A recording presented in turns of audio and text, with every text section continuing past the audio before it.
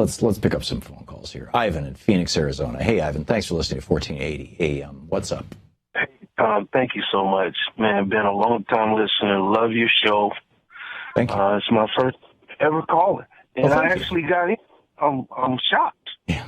I'm glad you're here. What's on your mind? I mean, as a rational Democrat, I really hate to see what's going on. Hey, I love Bernie, but, I'm a traditional Democrat, so, I love Hillary too. And it just seems like the two campaigns, if the two leaders of the campaign should either have a summit or have their surrogates sit down and say, hey, look, let's work this situation out because it's starting to make us look bad as a party. Yeah. I don't know. I agree, Ivan, but keep in mind, 8 years ago at this point in time, Hillary Clinton was behind Barack Obama. He was clearly winning. And she said, I'm going to go all the way to the end. And not only did she go all the way to California, and then after she had clearly lost, she waited another 4 days before she said, okay, that's it. And then she embraced President Obama. So it took a while. I mean, there was some bad blood there, and there was some mediation that had to happen and some negotiation that had to happen, and it all worked out. But and there were some unfortunate things in there, where she said, hey, I'm going to stay in. Remember Robert Kennedy was shot in June. He actually was killed the day after he won the Democratic primary in California, which is one of the very last. I mean, D.C. is the last in the country, but California is just before that. And yes, and eventually they came together, and there is no doubt in my mind that that's going to happen this time.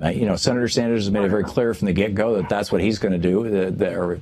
On the other hand, though, I think that when Nina Turner says you need to earn my vote, there's something to that, and I think that but the ideological differences between President Obama and Secretary Clinton 8 years ago, frankly, I don't think were quite as great as they are between Senator Sanders and Secretary Clinton right now.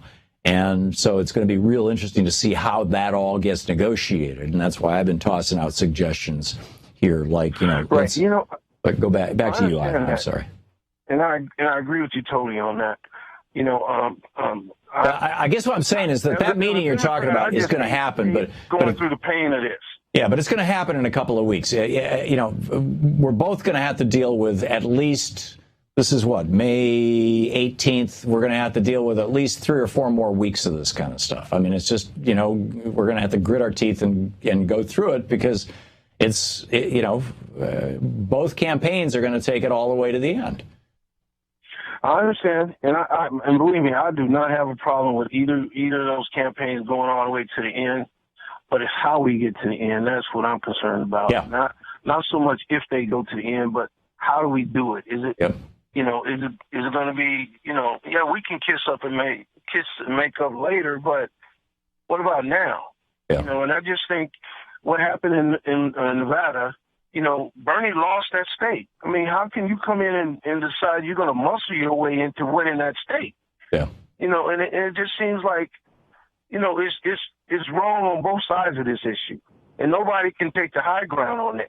Well, but see, Ivan, yes, Bernie lost that state in the first round. In the second round, he actually won the state. That was at the county level, and this was at the state level. And so really it was a fight over 2 or 3 delegates, but it was also a fight over bragging rights. The state is mine. And right. Whether this was the Clinton campaign or whether this was Roberta Lang all on her own, deciding we're just going to go all out and we're going to change the rules and we're going to ignore the petition that was signed by 20% of the people there that was submitted before 9:30 to contest some of those rule changes, all these kind of things.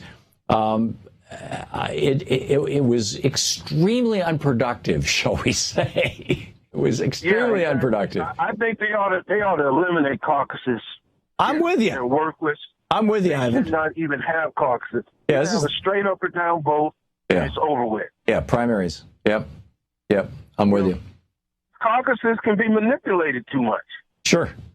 Sure. And not only that, I mean, when you're asking people to show up for 15 hours, I mean, Erin Bilbray, who was on our program at the beginning of the first hour, said that she got there at 5 o'clock in the morning and was there until after 9 o'clock at night. That's a very long day for a volunteer job, and just, to be there for your candidate. That's an incredible level of commitment. And so you can, at a certain level, understand on both sides why people would be really, really, really upset if they feel like they're being treated unfairly. And I think from the Clinton point of view, from the get-go, it was, hey, we won this the first time around. We're not going to have it, as to use your phrase, muscled away from us. And from the Sanders, side, some of those proposals, like, hey, let some of us work our way up in the party. Let us run for some of these positions that are open.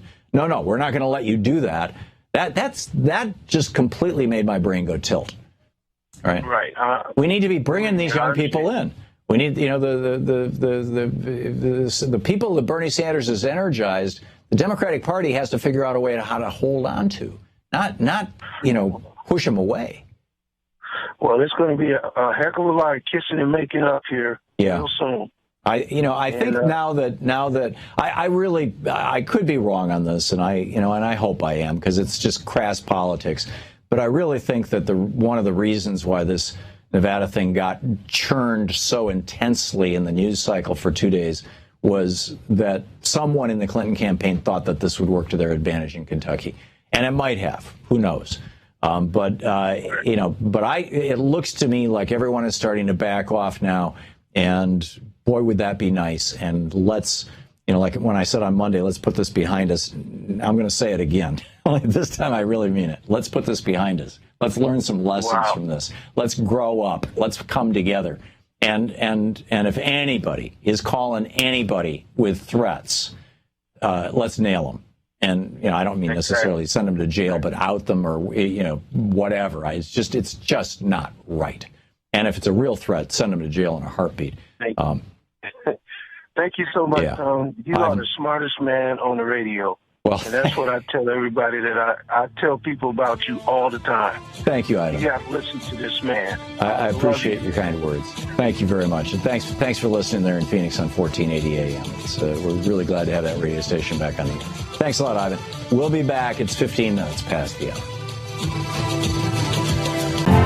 To watch more clips from our programs, hit the Watch More Videos button over here. And please be sure to hit the handy-dandy subscribe button so you'll always be up to date. Tag, you're it.